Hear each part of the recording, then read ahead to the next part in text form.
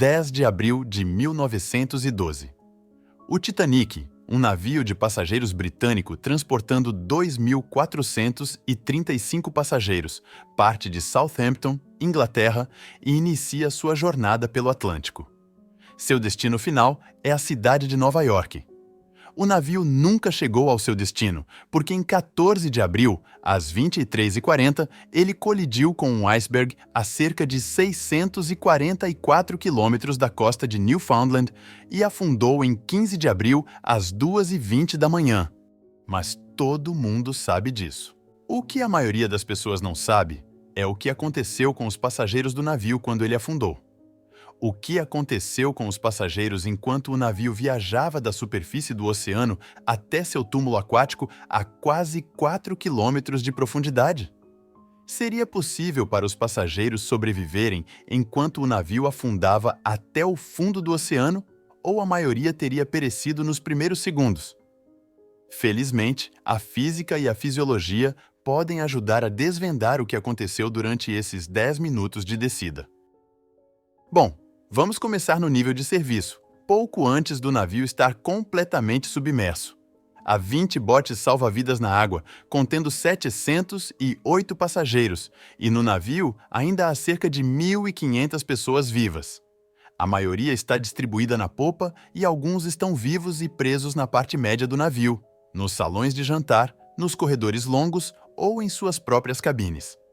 Eles não conseguem alcançar a popa devido ao íngreme ângulo de 30 graus do navio. De repente, a popa de 16.000 toneladas se separa da proa e o navio afunda no oceano em 15 segundos. Vamos começar a 30 metros abaixo da água. Aqui, a pressão da água é de 20 kg por polegada quadrada, ou 3 atmosferas. Em terra seca, a pressão atmosférica é de 6 kg por polegada quadrada, ou 1 atmosfera, o que é mais ou menos equivalente a uma bola de boliche sendo exercida em cada polegada quadrada do seu corpo. Curiosidade: quanto mais você diminui a altitude, ou seja, vai abaixo do nível do mar em terra seca, a pressão atmosférica aumenta. A cada 10 metros que você desce, a pressão atmosférica aumenta em 22,6 gramas por polegada quadrada.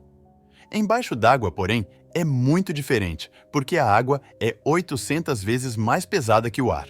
A cada 10 metros que você desce, a pressão atmosférica aumenta em 6 kg por polegada quadrada.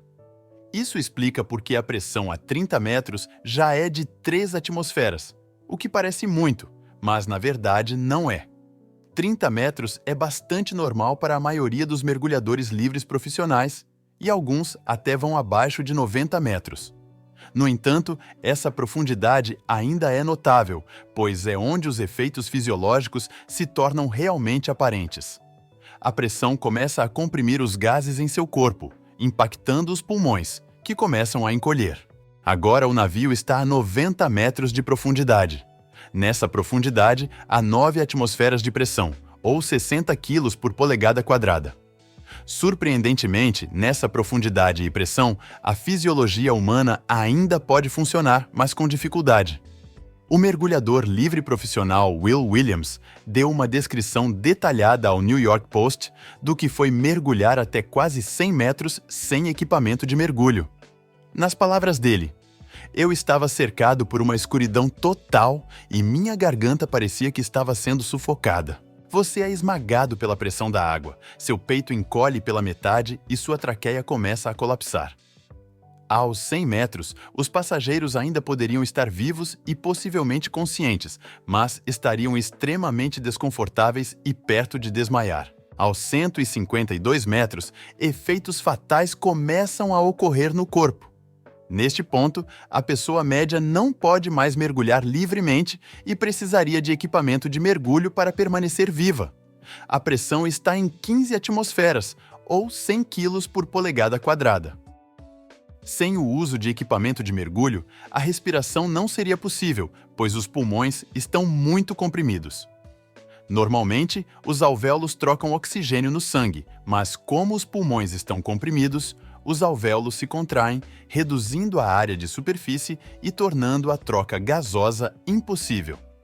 Na verdade, a pressão é tão alta que o gás nitrogênio no seu sangue se dissolve nas membranas das células nervosas. Obviamente, isso não deveria acontecer na fisiologia humana, e, como resultado, a sinalização nervosa é interrompida, causando tremores, tontura, alucinações e uma alta probabilidade de desmaio. Isso é o que qualquer passageiro vivo teria sentido, além de peito e garganta comprimidos. O Titanic afundou a uma profundidade de quase 4.000 metros. Então, por que estamos focando nos primeiros 30, 90 e 150 metros da descida? Bom, porque os primeiros 150 metros são a zona onde os passageiros teoricamente ainda poderiam estar vivos, dada a rapidez com que o navio desceu. Após esse número, os passageiros não estariam mais vivos. Não importa onde estivessem no navio, se houvesse bolsões de ar na embarcação, eles já teriam sido implodidos a essa altura, e segurar a respiração abaixo de 150 metros é fisiologicamente impossível para a pessoa média. À medida que o navio afundava, os passageiros teriam desmaiado e depois sucumbido à pressão crescente nos pulmões e na garganta, sem mencionar os efeitos fisiológicos dos gases se dissolvendo no sistema nervoso. Como o Titanic levou cerca de 10 minutos para atingir o fundo do oceano, os primeiros 150 metros teriam sido alcançados em cerca de 15 a 20 segundos. Assim, qualquer passageiro ainda vivo quando o navio afundou teria durado cerca de 20 a 30 segundos no máximo.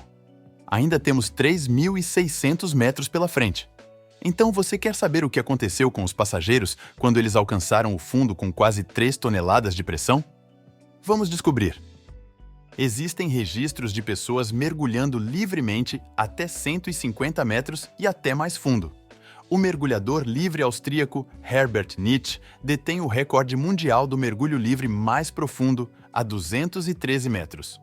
A única outra ocorrência de alguém indo mais fundo é do mergulhador egípcio Ahmed Gabir, que desceu até 331 metros, com equipamento de mergulho.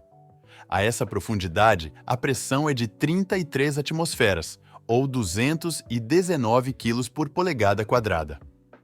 Além dessa profundidade, mesmo com equipamento de mergulho, não temos registros do que acontece com um corpo humano, especialmente a quase 4.000 metros de profundidade.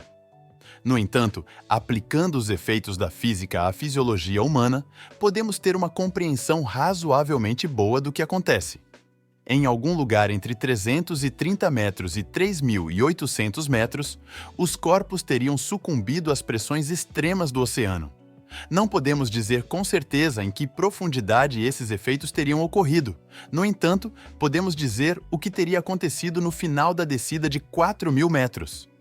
Passageiros presos nos muitos compartimentos do navio, que agora estariam cheios de água, teriam sido expostos aos efeitos completos da pressão da água, ou 380 atmosferas, ou aproximadamente 2 toneladas por polegada quadrada.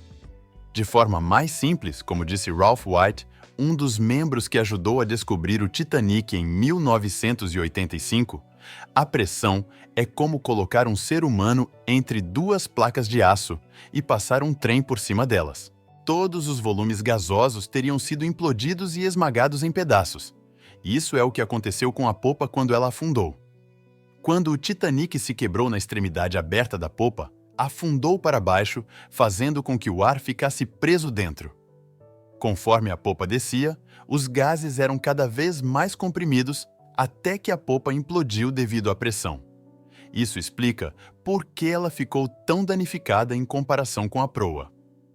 O mesmo cenário aconteceu com os passageiros.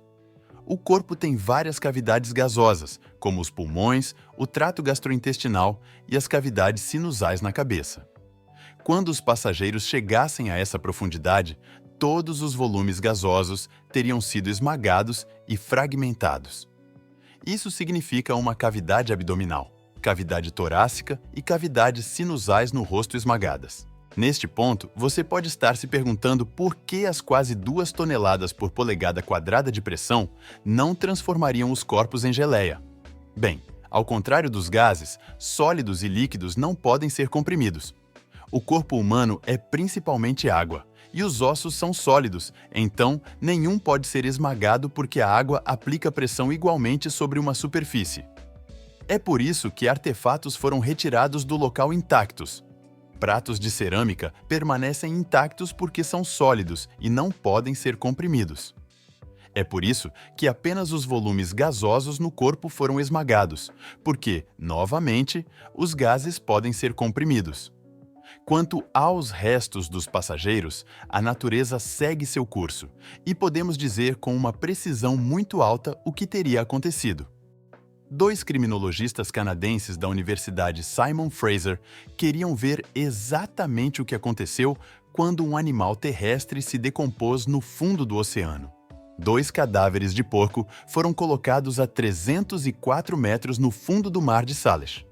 Descobriu-se que após 3 dias, ambos os cadáveres de porco foram devorados até os ossos.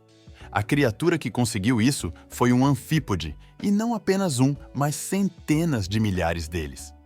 A partir daí, a pressão imensa e a água dissolvendo os restos fariam com que os ossos desaparecessem em cerca de 5 anos. Então, aí está. Todas as perguntas cruciais sobre o que aconteceu com os passageiros do Titanic ficaram claras quando o navio começou a sua descida subaquática.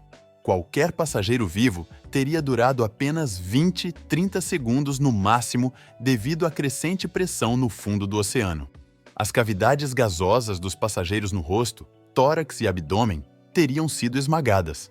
Finalmente, os anfípodes teriam consumido os passageiros até os ossos em 3 ou 4 dias, e os ossos teriam se dissolvido completamente na água após cerca de 5 anos.